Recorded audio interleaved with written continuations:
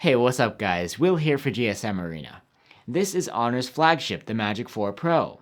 Honor is now a company operating independently from Huawei, so all of its globally launched devices, this one included, have Google services built in. Let's go over its key features and see what it's all about. The Magic4 Pro has already been out for a while in China, but now is making its way worldwide. It stands out from the crowd with its circular camera design that Honor calls the Eye of Muse.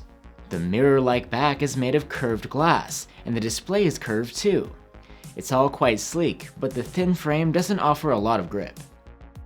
There is IP68 rated water resistance though, in case you accidentally drop it in a puddle or a lake.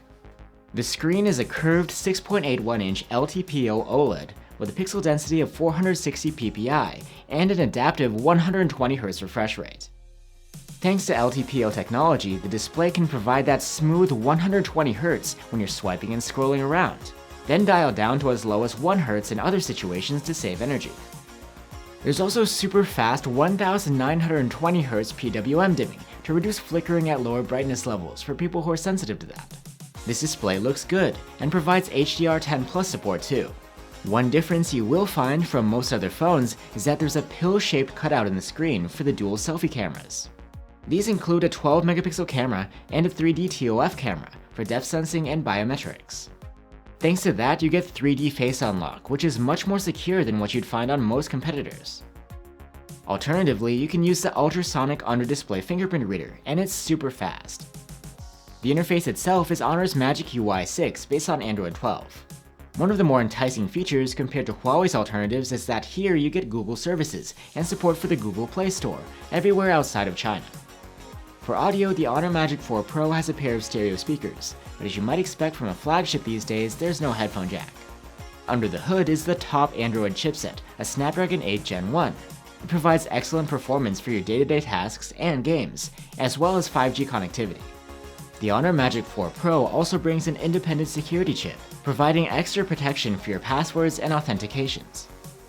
The battery capacity here is the same as on last year's model at 4600 mAh, but something new is 100-watt fast charging, and the charging adapter is included in the box. But that's not all, there's also support for 100-watt wireless charging. You do have to buy the charger separately, but that's something you don't see every day. Finally, there's the camera setup, which is quite versatile. There's a 50-megapixel main camera, a 64-megapixel 3.5x telephoto cam, and a 50-megapixel ultra-wide, which can take macro shots. And on top of that, you get a DTOF camera for portraits and low-light autofocus, and a flicker sensor. We still have to test the cameras out thoroughly, but based on what we've seen before from Huawei and Honor, these should be quite competitive.